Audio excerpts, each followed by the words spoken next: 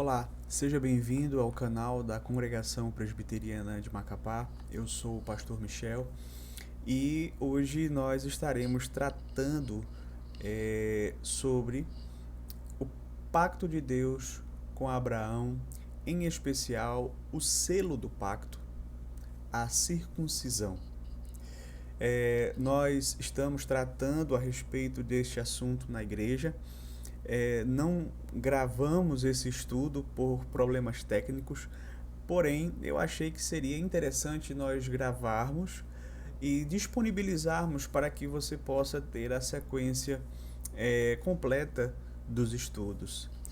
Então, dando continuidade ao nosso estudo na teologia do pacto, hoje nós estaremos trazendo o segundo estudo a respeito do pacto de Deus com Abraão. Veja, até aqui nós já tivemos a oportunidade de estudarmos o pacto das obras. Este pacto, como nós vimos, foi estabelecido com Adão ali no Éden, e Adão quebrou este pacto por meio da sua desobediência, e isso teve consequências drásticas, não somente para ele, como também para toda a humanidade que ele representava. Mas logo em seguida, nós vimos que Deus ele vai instituir o pacto da graça. Quando Deus ele estava ali pronunciando as maldições como consequência da desobediência de Adão, nós vamos perceber que Deus ele anuncia o pacto da graça ao prometer o descendente da mulher que esmagaria a cabeça da serpente. E ali nós temos uma promessa a respeito do Messias, a respeito do Senhor Jesus Cristo, que viria para destruir as obras de Satanás e lançá-lo no lago de fogo e enxofre. Então, nós vimos que também dentro deste pacto da graça, Deus instituiu vários pactos no decorrer do Antigo Testamento. O primeiro deles foi o pacto com Noé. Nesse pacto, também conhecido como o pacto da preservação, Deus ele vai prometer garantir todas as condições necessárias para a vida aqui nesta terra, para que o plano dele se cumpra, o pacto da graça então seja devidamente concretizado. E depois nós vimos então o pacto de Deus com Abraão, também conhecido como o pacto da promessa. E talvez você me pergunte, mas pastor, por que o pacto com Abraão se tornou conhecido como o pacto da promessa, sendo que Deus já havia feito promessas antes, com Adão, com Noé? Veja, porque aqui com Abraão o pacto ele tem essa ênfase numa promessa de forma mais clara. Aqui, de uma forma extremamente objetiva, clara, Deus ele demonstra essa intenção, prometendo: eu serei o vosso Deus e você será o meu povo. Então aqui nós vamos perceber que esta promessa ela vai se tornar bem evidente. Mas ainda, veja só, nós estivemos aqui tratando 3 pontos a respeito do pacto de Deus com Abraão. Nós vimos primeiramente o pronunciamento da promessa do pacto a Abraão em Gênesis 12, do verso 1 ao 3, quando Deus chama Abraão e Deus pede que ele saia da sua terra, da sua parentela. Deus faz promessas a Abraão, diz que ele deveria ser uma bênção. Nós vimos também, em segundo lugar, a realização do pacto com Abraão, ou seja, Deus ele vai no capítulo 15, do verso 7 ao verso 21, ratificar, instituir o pacto da promessa. Ele vai orientar Abraão a realizar todos aqueles procedimentos necessários, matando animais, colocando enfileirados, deixando um corredor entre eles, para que os pactuantes pudessem passar, e ao fazer isso eles estavam se comprometendo a cumprirem os termos do pacto, sob pena de acontecer com eles o mesmo que havia acontecido com este animal, com os animais, a morte. Porém, como nós vimos, Deus não permitiu que Abraão passasse, né? Deus passou sozinho, se comprometendo e garantir que o pacto da promessa seria de fato concretizado. E nós vimos também, em terceiro lugar, a extensão do pacto com Abraão. Deus fez várias promessas a Abraão que apontavam para realidades superiores. Por exemplo, a terra prometida. A princípio, Deus estava falando da terra da Palestina, mas essa promessa ela vai encontrar a sua plenitude na terra prometida, que é a nova Jerusalém, que é o novo céus e a nova terra. Né? O autor aos Hebreus até diz que Abraão aguardava a terra cujo arquiteto e edificador é Deus. Né? Então, Abraão não morreu frustrado por não possuir a terra da Palestina, porque ele aguardava a cidade cujo arquiteto e edificador é Deus. Vimos também que Deus prometeu a Abraão uma descendência incontável, que a princípio sim eram os filhos de Israel, aqueles que descendiam fisicamente de Abraão, porém esta promessa também vai encontrar a sua plenitude justamente no cumprimento de que pessoas de todas as nações que tivessem a mesma fé de Abraão se tornariam filhos de Abraão. Então, a descendência dele, nesse sentido, seria também incontável. Mas também vimos que Deus prometeu a Abraão uma relação abençoadora, que sim, dizia respeito aos descendentes físicos, à descendência física de Abraão, mas também nós vamos perceber que essa promessa encontra a sua plenitude, encontra o seu cumprimento pleno no fato que o próprio Deus disse a Abraão: em ti serão benditas todas as famílias da terra. Ou seja, por intermédio dele, esta relação abençoadora se estenderia a pessoas de várias nacionalidades. E aí, após tratarmos esses 3 pontos, nós havíamos dito que faltava um ponto a ser tratado, que era justamente o selo do pacto com Abraão, que é a circuncisão. Nós vamos perceber que é tratado a respeito da circuncisão no capítulo 17 de Gênesis, do verso 9 até o verso 14. Então, hoje nós vamos tratar especificamente a respeito do selo do pacto da promessa, que é a circuncisão. E eu quero tratar a respeito de 3 pontos que eu considero importantes para o nosso aprendizado. Primeiro, veremos a instituição da circuncisão. Segundo, veremos o significado da circuncisão. E em terceiro, nós estaremos vendo a relação que há entre a circuncisão e o batismo, ok? Então vamos lá? Vamos ao nosso estudo. Primeiro, vejamos então a instituição da circuncisão. Nós tínhamos parado no capítulo 15 de Gênesis. Passaram-se muitos anos. Deus então, ele, uma vez tendo formalizado o pacto no capítulo 15, ele vai novamente aparecer a Abraão no capítulo 17. Lá nós vamos perceber do verso 1 ao verso 8, sendo dito que Abraão já estava com 99 anos de vida. E ali Deus então resolve mudar o nome dele. Antes ele se chamava Abrão, agora passaria a se chamar Abraão, que significa pai de muitas nações. Então, Deus ainda vai prometer a Abraão que ele seria excessivamente frutífero, que reis descenderiam dele, Também ele vai estabelecer com Abraão uma aliança eterna, ok? De ser tanto o Deus dele como da sua descendência. E, por fim, Deus vai dizer que vai dar a Abraão a terra das suas peregrinações, ok? Então, agora nós vamos abrir a palavra em Gênesis 17, verso 9.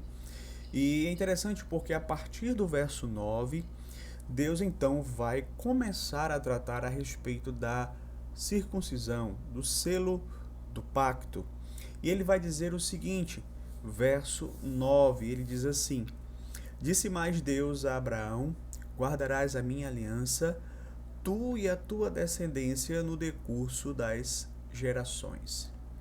Então, Deus havia acabado de dizer nos 8 primeiros versos como ele abençoaria a Abraão.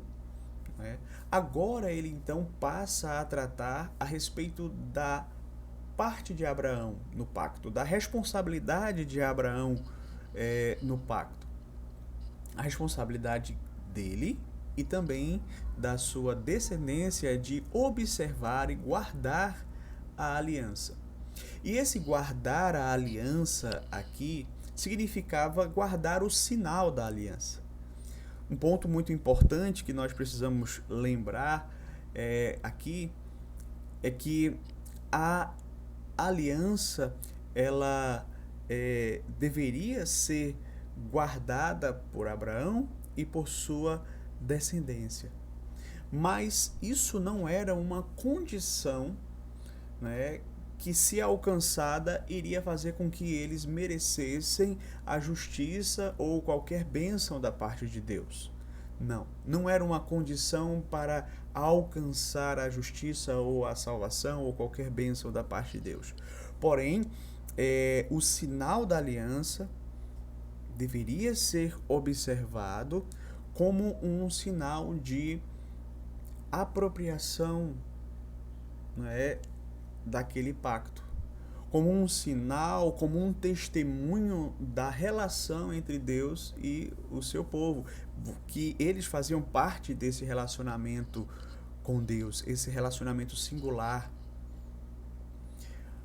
Então, conforme nós temos aprendido nos nossos últimos estudos a respeito do pacto de Deus com o seu povo, o pacto ele tem um sinal externo. A aliança com Abraão não é diferente. É interessante porque no verso 10 Deus vai dizer assim a respeito disto: Esta é a minha aliança que guardareis entre mim e vós e a tua descendência. Todo macho será entre vós circuncidado. Veja, o sinal que Deus escolheu para selar e simbolizar o pacto da promessa foi justamente a circuncisão. A circuncisão era a prática de se cortar fora o prepúcio do órgão reprodutor masculino e seria equivalente hoje a uma operação de fimose, ok? Mas veja, o texto vai prosseguir no verso 11 e Deus vai dizer a Abraão: Circuncidareis a carne do vosso prepúcio, será isso por sinal de aliança entre mim e vós. Veja, este seria o sinal da aliança. Não é? A função, queridos, de um sinal é dar testemunho de algo. Então, serviria para testificar a realidade de que Abraão estava numa aliança com Deus. Ele fazia parte desta aliança com Deus, ele e a sua descendência. Okay? Mas ainda no verso 12, Deus vai ainda dizer a Abraão: O que tem 8 dias será circuncidado entre vós, todo macho nas vossas gerações. Então, na época de Abraão, essa prática ela era realizada também por outros povos, mas ela tinha uma conotação diferente. Ela era uma espécie de ritual da puberdade. Ou seja, por meio deste ritual, a criança que tinha aproximadamente 13 anos, ela passava da adolescência para a vida adulta. Mas aqui no Pacto da Promessa, neste relacionamento de Deus com Abraão, a circuncisão ela teria um sentido oposto, radicalmente oposto àquele que era aplicado pelos povos no contexto ali na época de Abraão. Então, o pacto ele seria aplicado a crianças de 8 dias, meninos de 8 dias, como um sinal religioso, espiritual, que apontava para o relacionamento com Deus, ok? Então, este sinal ele deveria ser aplicado, não é? Ele tinha esse aspecto importante deste relacionamento pactual com Deus, em especial nas crianças, mostrava a solidariedade do pacto, ou seja, por ser filho de alguém que estava em aliança com Deus, o menino recebia o direito a ter o selo do pacto, ok? Então, conforme nós ainda vamos tratar aqui no nosso estudo, a circuncisão ela era símbolo de várias realidades espirituais. Ela simbolizava o arrependimento, a fé, a conversão. Isso, meus queridos, para os adultos. Porém, ela era aplicada também a crianças de 8 dias de nascido, que de fato não entendiam nada disso, que de fato sofriam a dor do corte, não é, na carne, e não tinham discernimento porque estavam sofrendo, não tinham fé, não tinham arrependimento, não tinham ainda sido convertidas. Entretanto, Deus ordena que este sinal seja aplicada a elas, às crianças, não é? Aqueles bebês recém-nascidos.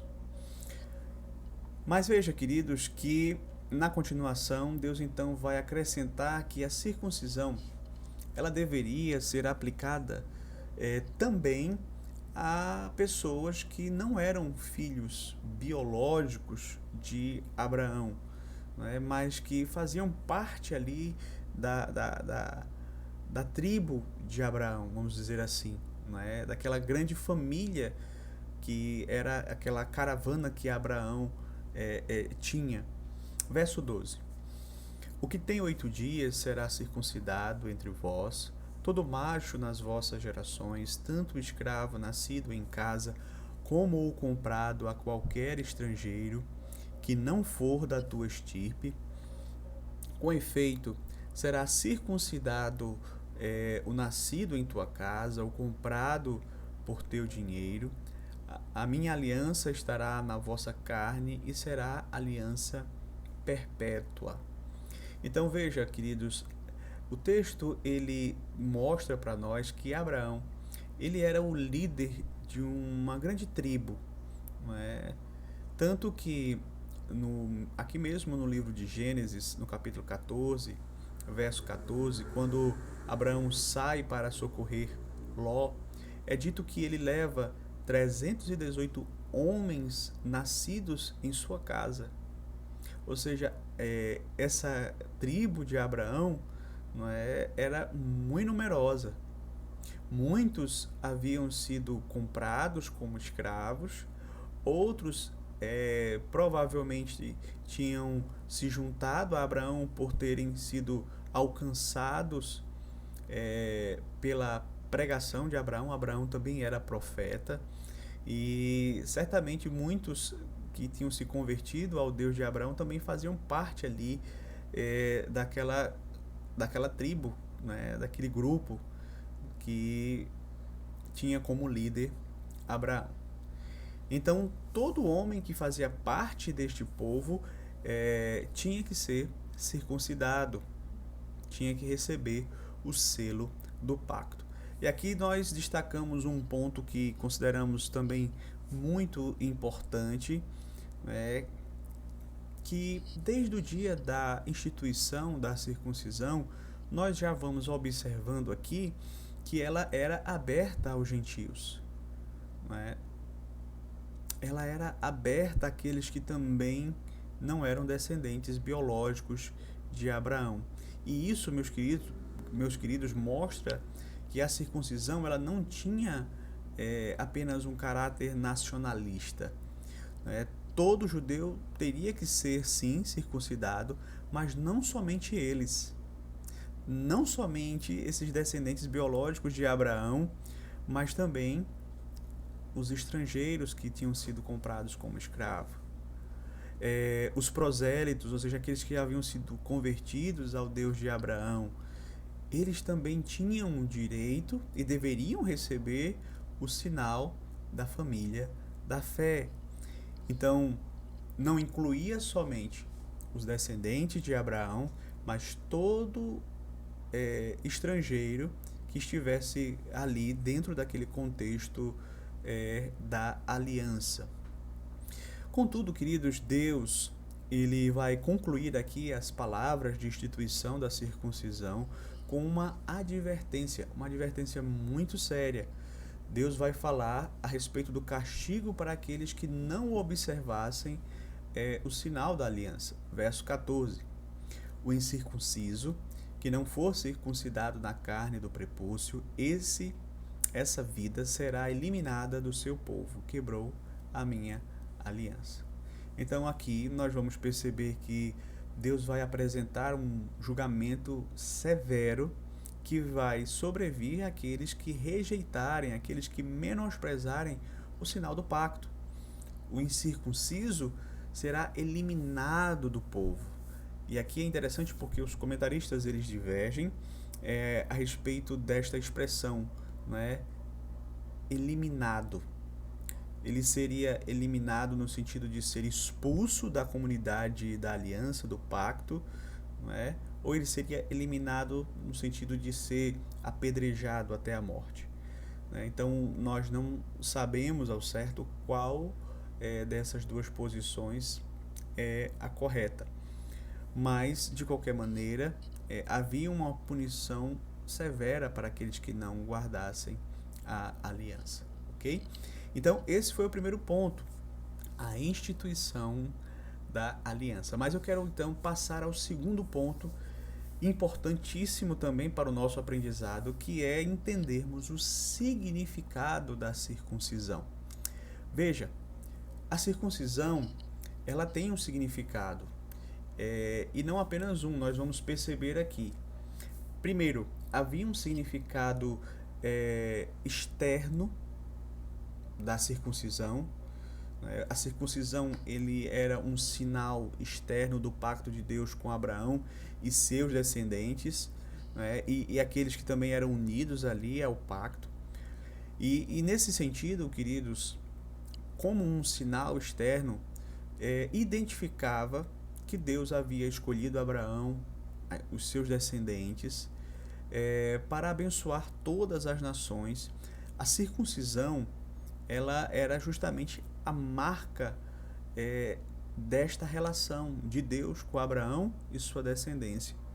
Então, nós vamos perceber que essa era uma marca bem distintiva ali do povo e, como nós já mencionamos, não era apenas para os filhos biológicos de Abraão, mas para aqueles que quisessem fazer parte do povo de Deus ou aqueles que por serem adquiridos como servos, também faziam parte deste povo. E dois pontos que eu acho que seria muito interessante nós destacarmos aqui a respeito de quem deveria ser circuncidado, é que, primeiro, deveria ser circuncidado o adulto. Né? E do adulto, meus queridos, era requerido que eles tivessem fé. Por exemplo, Deus requereu fé de Abraão. palavra de Deus deixa claro que Abraão creu e isso lhe foi imputado como uma justiça. Então, de Abraão foi requerido fé, mas o sinal também era aplicado àqueles que não podiam exercer fé, no caso, as crianças. Eles eram membros da aliança, por exemplo, Isaac. Isaac recebeu o selo do pacto, mas ele não podia exercer fé, né? Mas fazia parte, sim, da aliança de Deus com o seu povo. Então, ele era um sinal externo. Esse é um dos significados da circuncisão. Mas um segundo significado da circuncisão é de natureza espiritual. E aí nós vamos perceber que a circuncisão ela apontava para uma circuncisão espiritual no coração. Em que sentido? Primeiro, a circuncisão apontava para a remoção da dureza de coração, para a remoção da incredulidade do coração. Pastor, como é que o senhor sabe disso? Veja o que é que o apóstolo Paulo vai dizer em Romanos, capítulo 2, do verso 28 ao 29. Porque não é judeu quem o é apenas exteriormente, nem é circuncisão a que é somente na carne. Porém, judeu é aquele que o é interiormente, e circuncisão é a que é do coração, no espírito, não segundo a letra, e cujo louvor não procede dos homens, mas de Deus. Então, muitos judeus ali no período do apóstolo Paulo, na época do apóstolo Paulo, né, diziam: olha, nós somos circuncidados, nós somos o povo de Deus. Paulo vai dizer claramente que a verdadeira circuncisão é a que é do coração, porque não é judeu quem o é apenas exteriormente, nem é circuncisão o que é somente na carne. Porém, judeu é aquele que o é interiormente, e a circuncisão a que é do coração, no espírito, não segundo a letra. Então veja, queridos, que ela apontava justamente para essa circuncisão no coração, para essa remoção da incredulidade no coração do homem. Mas, em segundo lugar, também ainda pensando nessa perspectiva espiritual, a circuncisão também ela apontava para a justificação pela fé. Paulo vai dizer em Romanos capítulo 4, verso 11, tratando a respeito de Abraão, ele diz assim, que Abraão recebeu o sinal da circuncisão como selo da justiça da fé. Então Abraão ele creu e ele então foi justificado, e por isso então ele recebeu o selo do pacto, né? No caso a circuncisão, que era o selo da justiça da fé. Então a circuncisão ela era um símbolo da justificação pela fé no Antigo Testamento. Outra realidade espiritual que a circuncisão também simbolizava era a conversão. Conforme nós podemos observar em Deuteronômio capítulo 30, verso 6, quando Deus diz assim: o Senhor teu Deus circuncidará o teu coração e o coração de tua descendência, para amares o Senhor teu Deus de todo o coração e de toda a tua alma, para que vivas. Veja que a circuncisão aqui, meu querido e minha querida, ela é símbolo da conversão que Deus fazia no coração do seu povo, para que eles então amassem a Deus, né, de todo o coração. Sem essa circuncisão no coração, o povo seria incapaz de amar a Deus de todo o seu coração. Então os judeus, eles nunca iriam amar a Deus se Deus não circuncidasse o coração.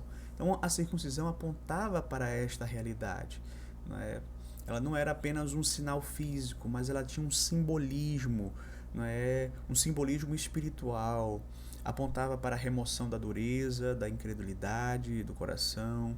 Apontava também para a conversão, para a justificação pela fé, apontava para o amor a Deus, né? Ou seja, um homem teria o coração convertido e somente assim seria capaz de fato amar a Deus, temer a Deus, obedecer ao Senhor seu Deus.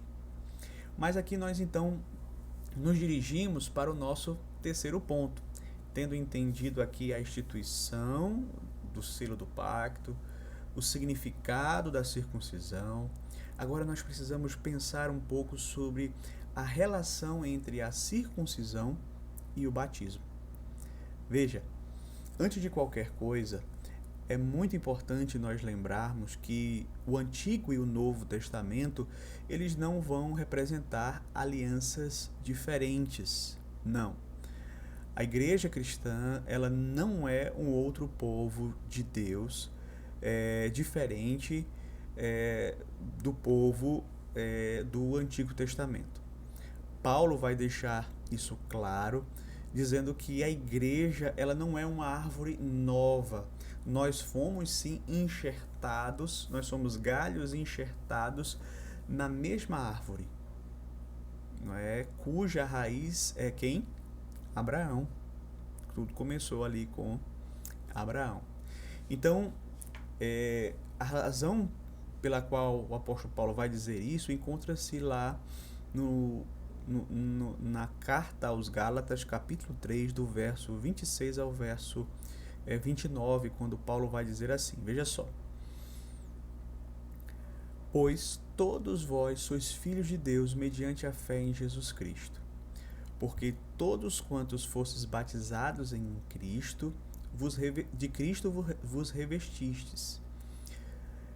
De Sarte, não pode haver judeu, nem grego, nem escravo, nem liberto, nem homem, nem mulher, porque todos vós sois um em Cristo Jesus. E se sois de Cristo, também sois descendentes de Abraão e herdeiros segundo a promessa. Veja, Paulo está mostrando claramente aqui que se agora nós estamos em Cristo, nós fomos batizados, nós fomos revestidos de Cristo, não é? Somos um em Cristo, nós somos descendentes de Abraão, herdeiros segundo a promessa, independentemente se somos judeus ou não, se é escravo ou liberto, se é homem, se é mulher, não importa.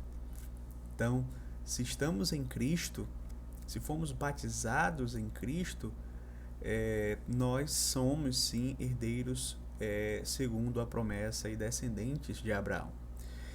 Mas veja só, é interessante nós entendermos que há um só pacto, e o pacto da graça, ele é um tanto no Antigo quanto no Novo. A diferença é que ele foi administrado de forma diferente no Antigo, da maneira como ele foi administrado no Novo. É interessante porque a nossa confissão de fé, ela vai dizer o seguinte, ela diz assim: este pacto, no tempo da lei, não foi administrado como no tempo do Evangelho. Sob a lei, foi administrado por promessas, profecias, sacrifícios, pela circuncisão, pelo Cordeiro Pascal e outros tipos e ordenanças, dados ao povo judeu, prefigurando tudo Cristo que haveria de vir. Por aquele tempo, essas coisas, pela operação do Espírito Santo, foram suficientes e eficazes para instruir e edificar os eleitos na fé do Messias prometido, por quem tinham plenamente remissão dos pecados e a vida eterna. Essa dispensação chama-se o Velho Testamento. Então, veja que a nossa confissão de fé vai deixar claro que no Antigo Testamento o Pacto da Graça ele foi administrado através de promessas, profecias, sacrifícios, pela circuncisão, pelo Cordeiro Pascal e outras ordenanças. E tudo isso apontava para quem? Para Cristo. Uma vez que ele veio, então ele cumpriu tudo isso, e nós vamos perceber que na nova dispensação a administração então vai sofrer alterações, e aí nós vamos recorrer também ainda a nossa confissão de fé. Nós vimos o capítulo que trata sobre o pacto, primeiro o parágrafo 5, agora nós vamos ver o parágrafo 6, que diz assim: sob o Evangelho, quando foi manifesto Cristo, a substância, as ordenanças pelas quais este pacto é dispensado são a pregação da palavra e a administração dos sacramentos do batismo e da ceia do Senhor. Por estas ordenanças, posto que poucas em número e administradas com maior simplicidade e menor glória externa, o pacto é manifestado com maior plenitude, evidência e eficácia espiritual a todas as nações, aos judeus bem como aos gentios. É chamado o Novo Testamento. Não há, pois, dois pactos de graça diferentes em substância, mas um e o mesmo sob várias dispensações. Então aqui, queridos, nós vamos perceber que a confissão de fé vai mostrar justamente que com a vinda de Cristo, a forma como o pacto da graça foi administrado mudou. Não é? Agora ele passa a ser administrado por meio da pregação, por meio da administração dos sacramentos, batismo, ceia, não é? Que sim, são poucas em números essas ordenanças, mas e muito embora elas também sejam mais simples, elas são maior em glória. Perdão, não. Administradas de forma mais simples, menor em glória externa, mas elas evidenciam com mais eficácia espiritual, não é? E com mais plenitude espiritual o pacto da graça. Então não vai haver diferença no pacto em si, é o mesmo pacto, só que as administrações, essas sim, mudam. Mas é interessante também, queridos, nós entendermos que há uma relação entre a circuncisão e o batismo, e entre também a Páscoa e a ceia. E é interessante nós observarmos isso, porque foram substituídos, não é? A circuncisão deu lugar ao batismo. A ceia, a Páscoa deu lugar à ceia. Talvez você pergunte, mas pastor, como é que o senhor sabe disso? Não é? Veja, primeiro, lá em Colossenses capítulo 2, do verso 11 ao 12, o batismo cristão, ele vai ser chamado de a circuncisão de Cristo. Paulo vai dizer assim: nele também fostes circuncidados, não por intermédio de mãos, mas no despojamento do corpo da carne, que é a circuncisão de Cristo, tendo sido sepultados juntamente com ele no batismo, no qual igualmente fostes ressuscitados mediante a fé no poder de Deus, que o ressuscitou dentre os mortos. Então, o argumento de Paulo aqui é claro. Nós cristãos também fomos circuncidados, não com o corte no prepúcio, mas através do batismo cristão, que assume a mesma função da circuncisão judaica. Podemos até mesmo ser chamado aqui de a circuncisão de Cristo, ou a circuncisão cristã. E além disso, além desse texto que já seria bastante, nós podemos fazer aqui umas perguntas que vão justamente nos mostrar como está relacionado a circuncisão com o batismo. Por exemplo, fazer 3 perguntas em que nós vamos deixar claro esta relação entre esses dois sacramentos. Por exemplo, quando uma pessoa cria no Deus de Abraão e confiava nele lá no Antigo Testamento, o que acontecia com essa pessoa? Ela era o quê? Circuncidada, certo? Mas veja, o que acontecia também quando uma pessoa cria no Deus de Abraão e confiava nele no Novo Testamento, o que é que acontecia com essa pessoa? Ela tinha que ser o quê? Batizada. Segunda pergunta: qual era o símbolo externo que representava o coração limpo no Antigo Testamento? A circuncisão. Qual é o símbolo externo que representa o coração limpo no Novo Testamento? O batismo. Terceira pergunta: qual era o sinal externo que marcava a entrada de uma pessoa na comunidade dos crentes do Antigo Testamento? A circuncisão. Qual é o sinal externo que marca a entrada de uma pessoa na comunidade dos crentes do Novo Testamento? O batismo. Então veja que essas perguntas e as suas respostas mostram que a circuncisão ela foi então substituída pelo batismo. Mas aí, queridos, nós entramos numa questão que para muitos gera dificuldade, que é a questão das crianças no Novo Testamento.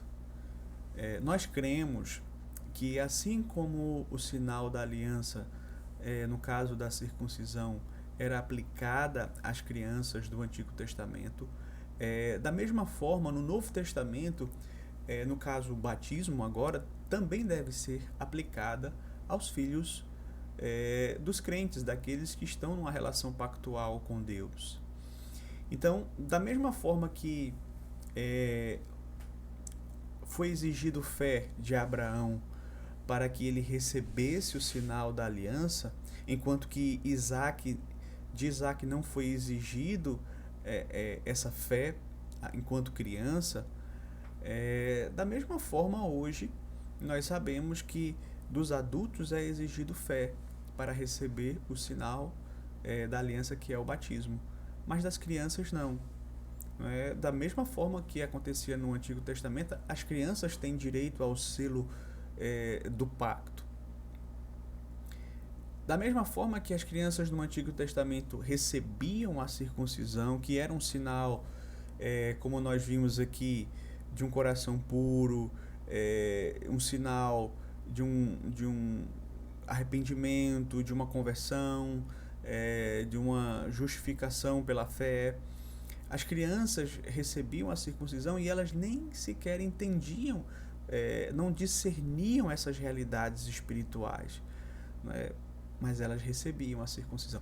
Da mesma forma, no Novo Testamento, as crianças também que são batizadas, ainda que elas não entendam o significado do batismo, mas elas devem sim receber este símbolo, este selo do pacto, porque não há em nenhum momento você vai encontrar Deus dizendo que as crianças agora perderam esse direito de receber o sinal da aliança. Mas há sim muitas objeções, e eu gostaria até de mencionar aqui algumas delas, que são levantadas contra o batismo infantil. Então, eu gostaria de mencionar algumas, talvez as mais frequentes. Primeiro, as pessoas questionam, em nenhuma parte do Novo Testamento podemos ler um claro e expresso mandamento para batizar crianças. Veja, isto é verdade, mas como nós já demonstramos anteriormente, seria desnecessário, levando em consideração a unidade da palavra de Deus, tanto do Antigo quanto do Novo. Então, mandamentos expressos não são os únicos válidos. Boas e necessárias inferências são autorizadas também. Por exemplo, onde há explicitamente no Novo Testamento a permissão para que as mulheres participem da ceia. Afinal de contas, quando foi instituído a ceia do Senhor originalmente, não havia nenhuma mulher, estava apenas Jesus e os seus discípulos. Então, em nenhuma parte do Novo Testamento realmente nós vemos mulheres participando da ceia do Senhor, mas nem por isso nós vamos agora dizer que as mulheres não devem participar. Veja, é uma inferência lógica que nós precisamos fazer e que é importante e necessário ser feita, entendeu? Então, é importante destacarmos que, como já foi aqui mencionado, que os mandamentos expressos não são os únicos válidos. Mas uma segunda questão que sempre é levantada é a seguinte: mas o que dizer dos filhos dos crentes que depois de terem sido batizados chegam à idade adulta e se desviam, não é? Mostrando que não eram convertidos. Veja, o mesmo princípio você vai ver na antiga dispensação.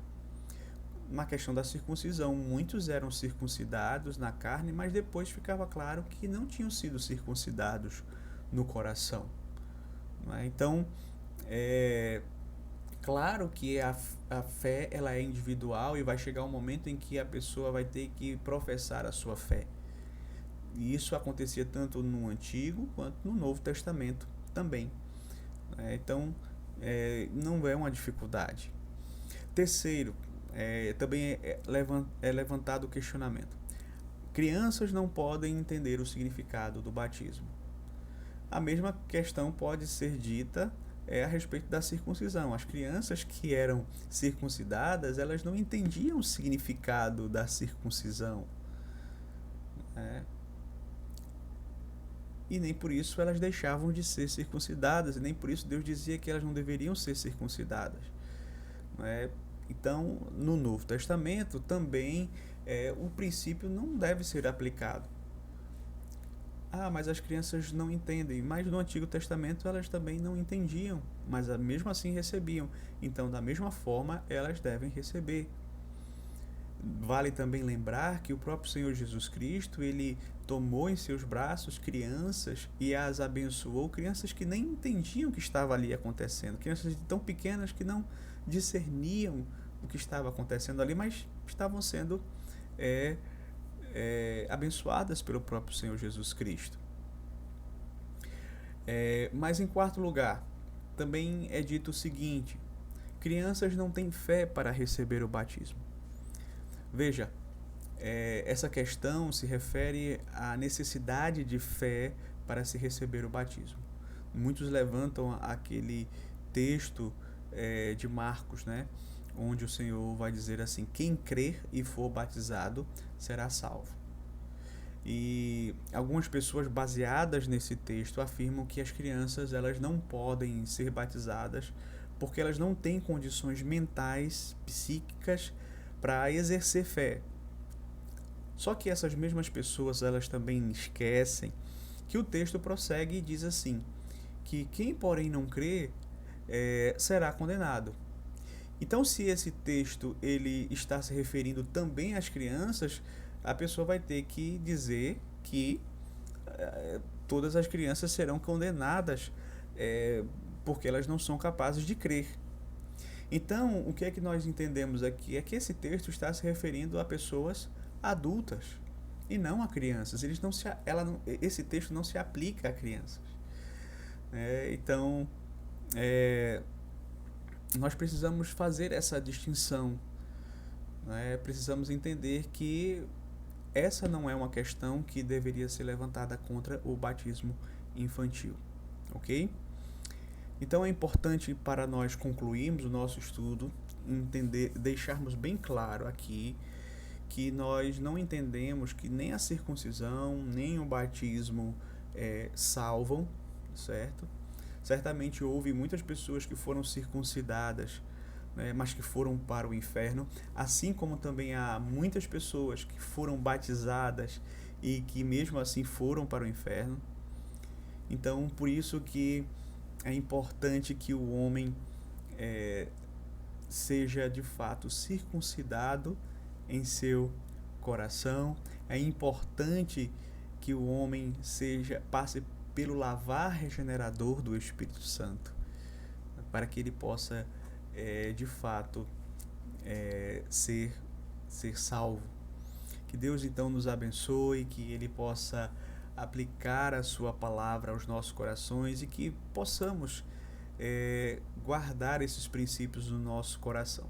Que Deus lhe abençoe e que você possa sempre buscar conhecer e estudar mais essa maravilhosa teologia do pacto. Que Deus nos abençoe.